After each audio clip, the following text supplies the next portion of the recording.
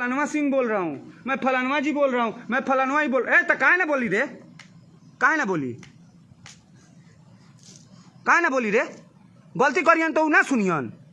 वो बगल में लड़का सगरा के बेटी बहन करवाइन तो उनकर बेटी बहन ना होई। माने ला गल बा टाइटल तो बहुत बड़का पावर हो गल बा का। आप लोग यहाँ चूड़ी पहन के बैठल बा,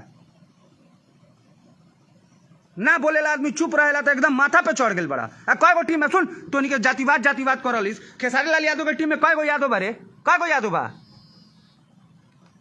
साला कंटिन्यू फोन बजता है, मैं फलानवा सिंह बोल रहा हूँ, मैं फलानवा ये बोल रहा हूँ, मैं यहाँ से बोल रहा हूँ। का कह लेब, गोली मरवा देब।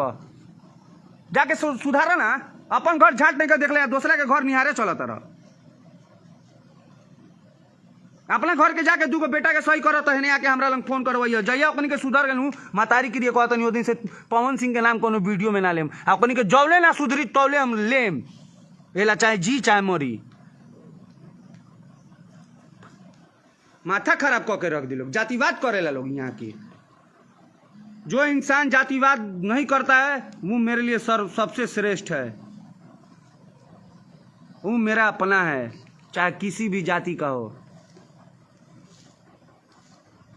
समझ लो, हम हर जाति का सम्मान करते हैं।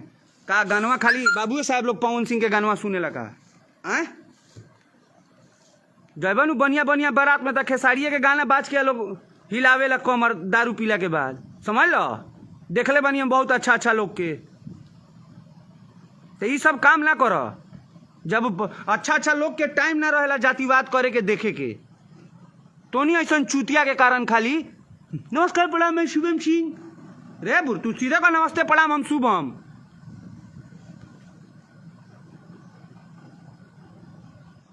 ये तो मुंह से निकलबे ना करी।